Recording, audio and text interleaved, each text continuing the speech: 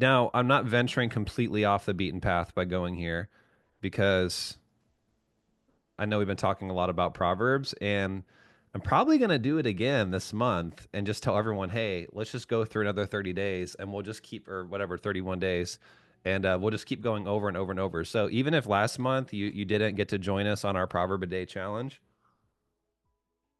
start it this month. Start it this month. And it was really, really, really fulfilling. We had people get a lot of freedom. I know I experienced a lot of freedom around money, even just going through Proverbs again, just like those constant reminders and those prompts were extremely, extremely helpful for me. So I would encourage you guys, if you didn't do it in the month of November, join us for December. And it's obviously we're going to be taking off later in the month, and so we won't. We'll be taking a little bit of a break, but I am excited to be able to go deeper here. So one thing I did want to share with you guys, I was studying this yesterday, and it was really, really, really good. It was in Ecclesiastes, so just the next book over. And I wanted to talk a little bit about rejoicing in your work. Finding enjoyment, taking pleasure in your work. And there's a lot of people that kind of downplay that and almost mock it and turn their nose up at that, just like, hey, like, just we're just here to make money and to survive and pay the bills, and almost wearing as a badge of honor the fact that they hate what they do, but it's how they provide, right? It's how I get through the day. It pays the bills. And I know some of it's generational. I think that coming from, maybe our grandparents or great grandparents, coming from World War II, where a lot of people were literally just working to survive, because there was so much poverty and so much, there's such a great need for so many different random things. That is a little bit of the worldview. But it's really interesting, when you look in Ecclesiastes, there's a couple things that he points out that most people miss because they've never read it. So I want to read a couple verses if that's all right with you guys. Is I want to look at so chapter 2, verse 24 is the first one. And he says, there is nothing better for a person than that he should eat and drink and find enjoyment in his toil. This also I saw is from the hand of God. Or you could say it's favor from God or a gift from God. So he says, so this is coming from Solomon, who, I mean, think about it. This guy literally, there's pretty much no pleasure that this guy did not pursue and experience on earth. I mean, everything from, I mean, financial, relational, intimacy, food, everything. I mean, this guy wanted it, he got it. And after everything, one of the key points that he saw was that there's nothing better than that he should eat and drink and find enjoyment in his toil. And another way that he says that is if you go down a little bit further to then chapter 3, verse 13, he says it in a different way. He says, I perceived, we could actually, verse 12, I perceive that there is nothing better for them than to be joyful and to do good as long as they live. Also, that everyone should eat and drink and take pleasure in all his toil. This is God's gift to man. And then if you go down to verse 22 of chapter 3, he says, so I saw that there is nothing better than that a man should rejoice in his work, for that is his lot. Okay. So do you think he's trying to make a point? What do you guys think? Okay. The reason I want to talk about this is that God has a reward and an inheritance, a portion, an allotment, whatever you want to call it, for everyone today. And some of you guys are missing it. Some of you guys are missing it. And I don't want that for you. And Solomon doesn't want that for you. I don't believe God wants that for you either. And to me, life is so short to not enjoy what you do and not be loving your work. So one of the things that we've talked about before, and Rachel's here, so she knows that we're working on this, is I had her go through everything. I said, hey, I want you to break down your entire list of everything that you do for our company. And we're going to have two different colors. We're going to have a red and we're going to have a green. And everything that is absolutely, just fun and exciting, and you take pleasure in it. It's enjoyable, all of those things. I want you to put a green next to it, right? The things that really bring you life and energy, and just you feel like you're walking in your natural God-given strengths and desires and all those sorts of things. And everything that's not, I want you to put a red next to it or just highlight it in red. Things that like drain you and are not fun, not exciting, all those sorts of things. So, she went through and did that. We're going to talk about some of that today.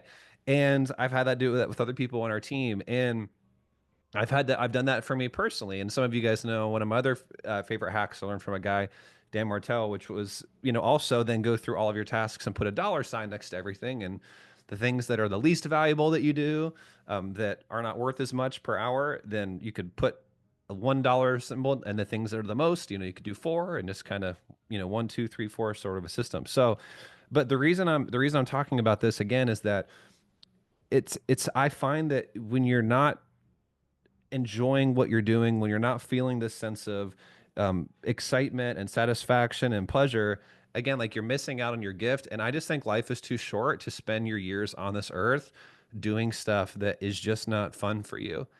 And there's a lot of people that just say, "Oh, well, you can't make money doing what you love." And I just have not found that to be true. I just haven't. If you're really creative, there's always a way. It's like, well, I like working with birds. How am I going to make money doing that? I have a friend who breeds exotic birds in his basement as a side hobby, and he makes a few $100,000 a year. Selling baby birds to this. It's just so funny. There's so many different examples I could give you guys. So let me ask you guys, like, take stock and just ask you, like, man, am I really loving what I'm doing? Is this fun for me? Like, is this enjoyment? Like, am I taking advantage of the gift that God wants to give me? That hey, I'm on this earth. I'm one of billions of people. He wants me to find enjoyment. He wants me to find pleasure in what I'm doing. Am I taking advantage of that? And let's just do a little bit of reflection here this morning, and just say, like, or maybe another way to ask it is, like, in what way could I be walking in greater pleasure and enjoyment in my work? And I find that when you're doing that, you will make more money, period. Like, you'll be more successful. When you love what you're doing, it's exciting to you, it's fun, you will do better.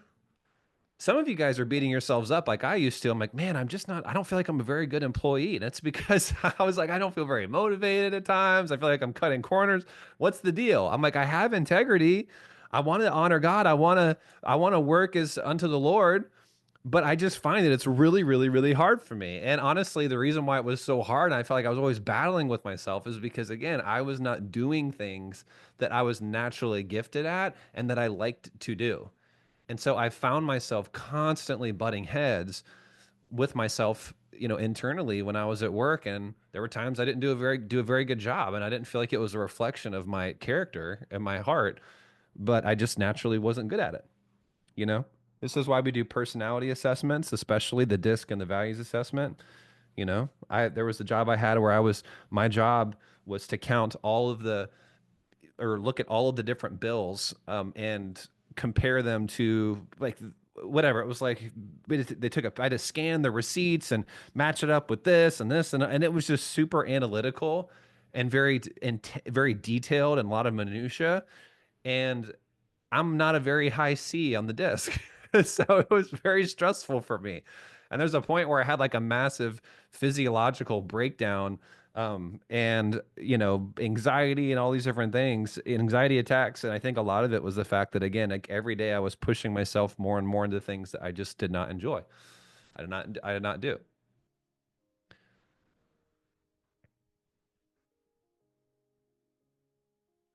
So yeah, if you guys can, like, just really take stock of that and just ask yourself, like, what would it look like for me this week, maybe going into this month, to rejoice more in my work, to take greater advantage of that reward. Could you guys start popping in the chat? That'd be really fun. It'd be fun to see, like, what is your takeaway? And I'm telling you guys, the more you pursue that, this is why also when we talk about, hey, well, what business should I start? What things should I do?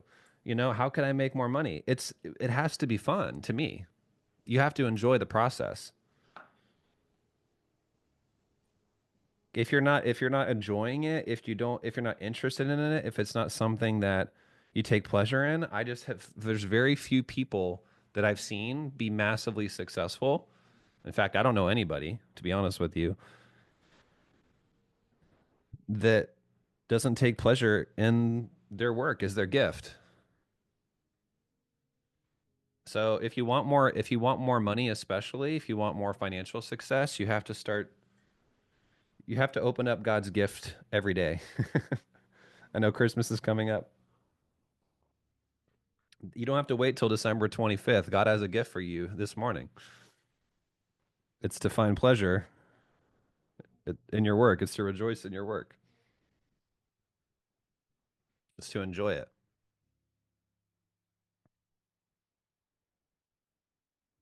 And some of you guys are resenting maybe even your job or you're resenting your business, but it's not because you don't like the actual job or the business. It's just that you've gotten a little too much into certain parts of it that you don't enjoy, and you just need to maybe offload some things. You need to delegate some things away.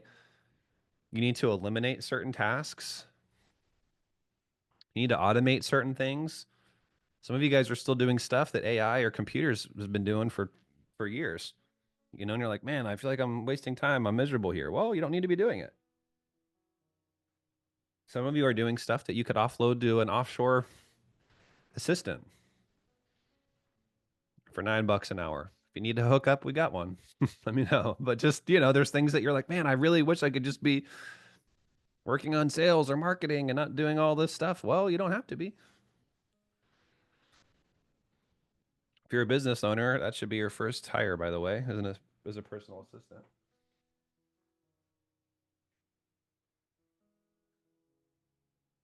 So yeah, take a moment, be thoughtful. Like, what would it look like for you to do that? To have more green? Like take stock again. Like, what is the stuff that's just red for me that I'm doing right now that I don't need to be doing? And again, like you're just flat out rejecting God's gift. I mean, it's that simple. Every day God holds out a gift. He says, "Hey, here's enjoyment, here's pleasure in your work." And we're like, "No, I want to do it the miserable way." We don't have to. You have a choice, guys. We all have a choice. We can be loving what we do. You should, most of what you do should light you up from the inside. I love it. That's why, like this last month, we've gotten so much stuff done because I'm just having fun. I'm having fun. I love what I'm doing. It's so much fun. All the stuff I'm creating, everything from the marketing stuff to the sales stuff to the trainings. This morning, like this is fun for me. This is life for me. This is bread for me. This is nourishing. This is fun. Some of you were like, I would not want to do what you're doing. That's cool. That's not doesn't have to be your gift, but it's my gift. And it wasn't until I embraced that gift and ran with it that I started doing much better financially. And the more that I do that, the more that I'm successful. Because you're not, guys, listen, your burn rate's only gonna be so long before eventually you just peter out if you're not loving what you're doing. You know, some of you guys, you're still beating yourselves up because you maybe tried a business thing in the past or something even, and it didn't work out. But that's just because you chose something that you legitimately, at the core, never really would find enjoyment in. And then eventually you figured that out. But it doesn't mean it was a failure. You just realized, okay, well, that's not something that I would really enjoy long term. That's okay. It's all feedback. I don't believe in failure. This is good. I want to see some more reflection in the chat. Let's do it.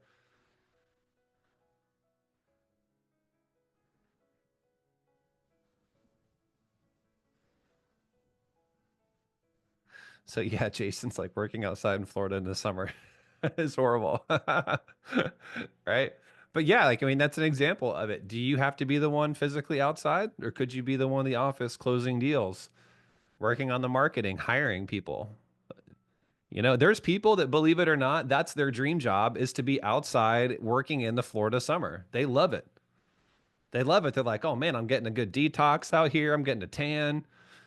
I'm getting my sweat on. I'm getting my steps in. We laugh, but guys, it's true. There's The things that are a part of your day right now that are like, man, that's in the red for me. That's not enjoyment and all my toil. That's someone else's dream. You guys have to get that.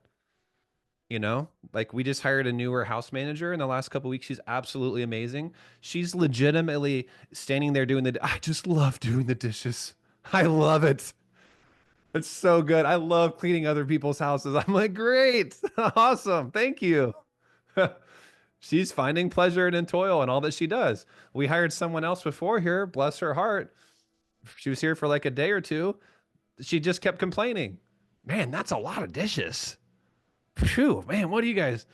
How'd you get so many dishes here? I just was here yesterday. Man, this is a lot of, man, this is hard. Man, this is so, she wasn't finding enjoyment in her toil. And I said, this is why I'm going to bless you to a new opportunity because I just knew we're going to move you on to something greater that's going to more align with your skills and your desires because it's just, you're not enjoying it and it's very obvious. And thus we're not enjoying it. So it's time to spread wings and fly. How do you determine what your gift is? So Kevin, that's a good question. So we have some good training about like what is your sweet spot in the modules. If you need, you could always, post in the group and we could get that to you. But I mean, there's obviously lots of ways to do that. A lot of this is a self-discovery. We do the disc and values training, which is really helpful. It's not officially in our stuff anymore, but if you guys are ever interested in Strengths Finder, that's a really good tool. That was very helpful for me, my natural gifts and talents. Rachel, could we add that to the book list, by the way? I don't think that's in there. That'd be great. But yeah, stuff like that I think is super helpful. And over time, just self-awareness. What do you really enjoy? So we have some good questions in that, especially in the sweet spot training. So yeah. And the stuff that you guys are passionate, like literally, guys, last night I was up till it was late. I mean, almost 11 o'clock working on something new that we were launching today. It wasn't from a place of scarcity and fear and, oh man, I have to do this and like I need to make more money. No, it was just this is fun for me. And that's why we got it done because it's fun. My wife, I asked her to design something. She enjoys design. She's a high aesthetic. She enjoys design, creating beautiful things. And so I had her do it. And so now if I asked her, I was like, hey, can you help me set up this email campaign? She would have been like, ugh. I mean, she would have done it, but she loves creating design. I was like, hey, can you help me create this new thing for Instagram? She's like, sweet. She's having fun. We're geeking out together at 10 o'clock at night. Awesome. So yeah, again, guys, just to wrap it up with a little bow, again, just ask yourself again, am I enjoying the work of my hands? Like, am I taking advantage of God's gift? There is a reward that God wants from me. There is a gift. Am I taking advantage of it? Am I finding enjoyment? If not, what are a few things I could do? What are some things I could shift off?